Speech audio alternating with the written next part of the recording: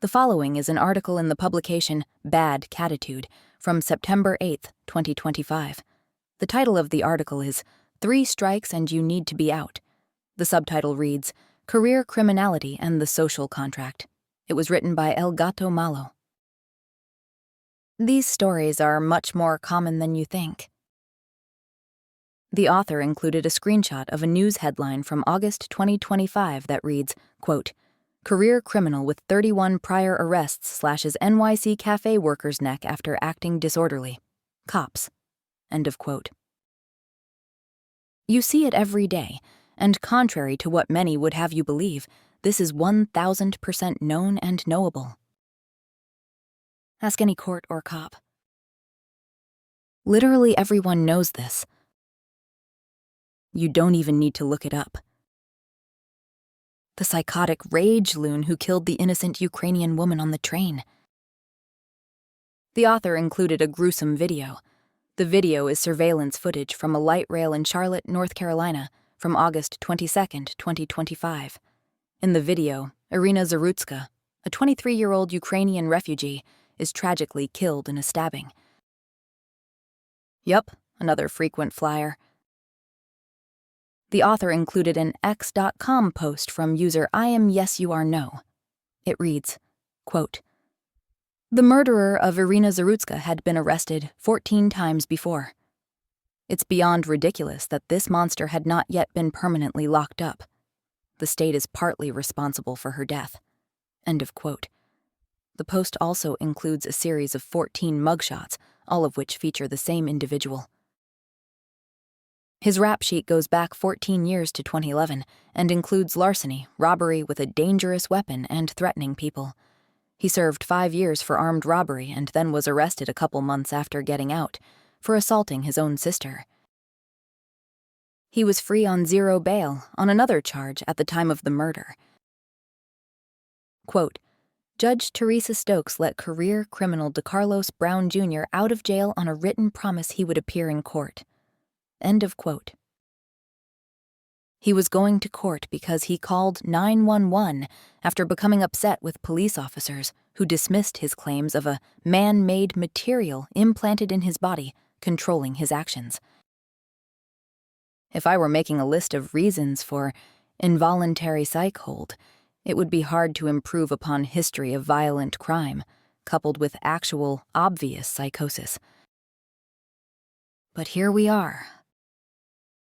These are not accidents, they are choices. The simple fact is that the whole system knows exactly who these people are. There is nothing subtle or tricky about it. By the time the typical murderer in the U.S. kills someone, they have been arrested for astonishing numbers of felonies. D.C. Police Chief Robert Conti claimed in 2023 that the average homicide suspect in D.C. had 11 prior arrests before committing a murder. That's quite a trail of breadcrumbs to ignore. So why do we do so? Why are such people still out on the streets? The whole edifice of it is as destructive as it is absurd. The author included an X.com post from user Jeremy Kaufman. Quote, 80% of all crimes are committed by people with 3+ prior arrests. Most people are not criminals. A tiny minority are antisocial psychopaths who commit most crimes. This is some of the lowest hanging policy fruit there is. End of quote. The post includes a bar chart which illustrates the point. Note the size of the 31 or more bar. Almost 5% of people being arrested have 31+ prior arrests. How is it even possible to have a category like that? How self-destructive does a society need to be in order to even have a category like that? And the solution is actually easy, because the problem seems big in terms of number of crimes, but it's actually tiny in terms of the number of people committing them.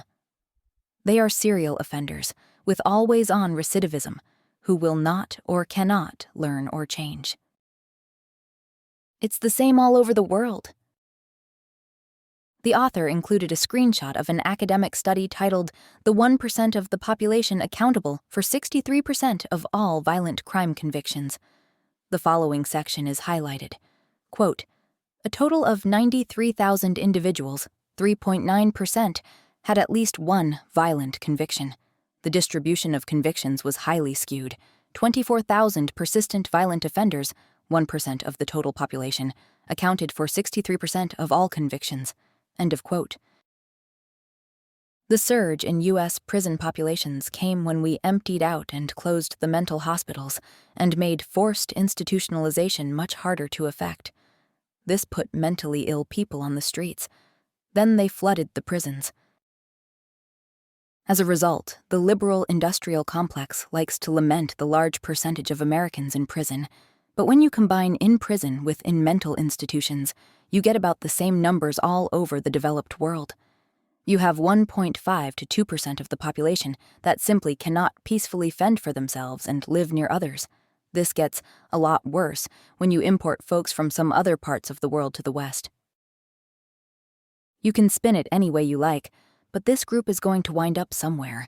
In the loony bin, in prison, or on the streets, often drug-addicted and committing crimes in wholesale quantity. And trying to make this about race or special class, because your eggs are scrambled wrong and mommy did not hold you enough, is not humane for anyone.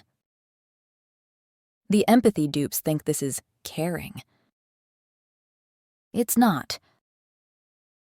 And catch and release is a crime incubator. The author included an X.com post from user EndWokeness. It reads, quote, breaking. Brandon Levy, who killed a cop in St. Louis, let out of jail on a $5,000 bond. End of quote. The post also includes a mugshot of the alleged perpetrator. I was speaking to one of my closest friends recently. She moved from California to the Netherlands this year.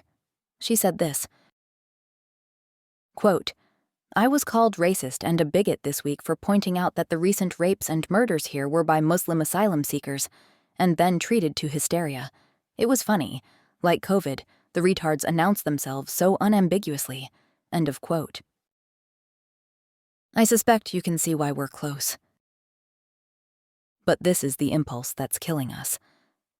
Ideas like disparate impact, where if more people of Group B wind up in jail versus Group A, it must be racism, are killing us. It's just wrong. Crime is crime. Violating rights is violating rights. Breach the social contract and run around unbound. No more protection for you. The script flips to protection from you. Part of the social contract is making sure those bound by it are protected, and when people show themselves, through repeated actions, to be incapable of respecting it, now a state of war exists. We're being told that we're not allowed to do this by a bunch of self-hating, empathy for others but not for ourselves. Projectors howling about isms as cover for their own broken pathologies. It's just the chart over and over. The author included an X.com post from the Department of Homeland Security. The DHS post is in reply to another post from The Blaze, which reads, quote, Democrats chanting in support for illegal aliens. Kilmar is our neighbor. You can't have him Trump. End of quote. The DHS post includes a popular chart which shows that left-leaning people care more for people they don't know versus people they do. Displayed atop the chart is the text, opinion dismissed. Finally, the author's image caption reads, yes, it's real. Homeland really posted this. And the reason for this is that the people screaming racist are racists. Howlingly, obsessively racist racists who over and over say we cannot hold Group B to our standards, which is, of course, to say that they are inferior. All this performative theater kid anti-racism is mascotism of the worst and vilest sort, dancing around wearing the butchered skinsuit of pluralism as though this is a thing for which to be congratulated. They feel their own racism and mask it with Baroque rules of tolerance and hair-shirt public performance. It's utterly ungenuine. It's just externalized guilt fertilized by fecund self-loathing. They are literally the unfunny tune from Roger Rabbit trying to murder the well-adjusted ones. They can never be colorblind because they are color-obsessed. They hector you for seeing and enjoying race and racial humor. Then you look at their friend groups and they look like this. The author included a 4-panel meme. The first panel says, "Her, I'm anti-racist," and displays a woman with bright yellow hair. The second panel says, "Her friends," and displays 4 identical women, with the only difference being varied hair colors. The third panel says, "Him, I'm racist," and displays a superhero. The final panel says, "His friends," and displays 5 different superheroes, all of which have different ethnicities, races, and mutations. It's every bit as banal as it is stupid. We know what works. It works easily and simply. Criminalize crime again. Bring back 3 strikes and mean it. I do not care about drug possession or even dealing. Leave that out. It made a mess last time and discredited the idea. Those are crimes in which no one's rights were violated, and that are not even crimes, under a basic social contract of free agency. Let's focus on what matters. If you commit 3 violent felonies or serious property crimes, you're out. Prison for life. Charge criminals and prosecute them with alacrity. Let's make results immediate and durable. Let's bring back serious cash bail and impose it. Let's deny it frequently, for those who are deemed likely to commit more crimes while awaiting trial. That bar should be very high, not so low you can trip over it on your way to commit another felony. The simple fact is that many of the career criminals and offenders understand nothing but this. Endless catch and release, where you mug and batter an old lady and are back on the streets the next day, with a court case in the future that you're going to ignore anyhow, deters nothing. For many of these people, deterrence is not even possible. That requires sufficient mental health and intellect to understand consequences and ideas like the conditional mood. It requires a planning horizon longer than right now. And we simply cannot live like this anymore. I have no issue with the color of this man's skin, but let's hear him speak for a moment about the content of his character. Seriously, what are we supposed to do with this? The author included a TikTok video featuring a man in a hotel room. The man is hiding out from the police as they seek him for murder. The man is initially apologetic, saying, quote, "I do apologize. I know I started it, but at the end of the day, I can't take it back. I apologize about the shit that I did. I was effing drunk that night. I was partying." End of quote. The video ends with the man saying, quote, "I didn't do it, but if I did do it, what the F y'all gonna do?" End of quote. Where does this man belong? Interesting question, but out on the streets seems like perhaps it's not the answer. Imagine being not only psychologically unsound enough to do and think these things, but to make a video of it while the police are seeking you and to post the fricking thing. Does cause and effect even exist in this mindscape? But his final question is the right one. Quote, "So what the F y'all gonna do?" End of quote. What indeed? Being paralyzed out of being able to see this in basic terms by some hallucinatory funhouse mirror racial framework of privilege and unbound protection is not the answer. People are people. You want rights? Here are the responsibilities to respect the rights of others. Can't have one without the other. This sort of pathology is not rare, BTW. In Puerto Rico, gang wits generate beefs on Instagram and then dare each other to come to where they are, while announcing it, and have a gunfight. It's just an impossible set of mental modes and decision-making for most people to map. Some folks are just not safe to have in circulation, and they need to be removed. That plan works. broken windows worked in New York. LoJack basically put itself out of business in the 90s because the core rings of car thieves were so rapidly caught that car theft dropped to near zero. San Francisco is seeing this right now with drone-based enforcement on car break-ins and retail theft. And it's working. It always works. You just need to do it.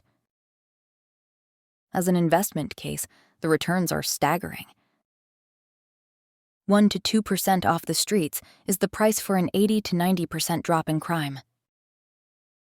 I think we need to have a very serious discussion about more and more permissive standards on involuntary mental health commitment. These people need to go somewhere, and they cannot stay where civilization is. Either the criminals are imprisoned, or we all are. There is nothing humane about the current system, and sacrificing the general welfare and high trust aspects of a whole society to a few maladapted miscreants because Becky from Vassar gets the vapors and calls you racist if too many people of some type wind up behind bars is no basis for government. You'd be better off with strange women lying about in ponds distributing swords. At least that would have some order. This strangely cultivated squeamishness and fear has led to the wholesale forgetting of incredibly obvious things, and with such collective amnesia comes immediate societal breakdown. You can see it in any city where an open society Soros prosecutor takes over, and where the judges and counsels become criminal advocates, instead of recognizing why social contracts exist. There seems to be a massive misapprehension about how prison is stigma, and the people who are sent there come out and commit more crimes because of it. Remove the stigma, remove the criminality, goes this thinking. Let's rehabilitate instead of punish. This is a truly special kind of wrong. It's bleeding hearts gushing arterial blood because they keep asking people to stab them. The reality is that certain kinds of people commit crimes and they do it regardless, over and over, until someone stops them. Perhaps a few you can help, but the serious serial offender? Not a chance. And every single time that one of these people commits their 9th violent crime, our system has failed us. It failed the victims and left another trail of needless carnage and damaged, destroyed, or ended lives. Allowing that is a choice rooted in inversion, where murderer is the victim here. Let's not stigmatize them is a license to terrorize you. It's time to stop protecting the unbound, and time to start protecting the civilizational social contract from them. And if you seriously cannot, after a second violent or major property crime felony, manage to avoid committing a third, what chance is there that you will resist your 4th or 5th or 50th? Basically none. Ignoring this is not empathy. It's suicide. And this is clearly not working. And the 1990s clearly were. So how about we stop playing this game and go back to the one we can win? I think we've had about enough of stupid prizes. The author included a meme where one person, labeled as liberals, is holding the handle end of a bow. Meanwhile, another person, labeled as criminals, is holding the string end of the bow, such that the arrow is aimed directly at the first person. That concludes 3 Strikes and You Need to Be Out, an article from September 8th, 2025, in the publication Bad Cattitude.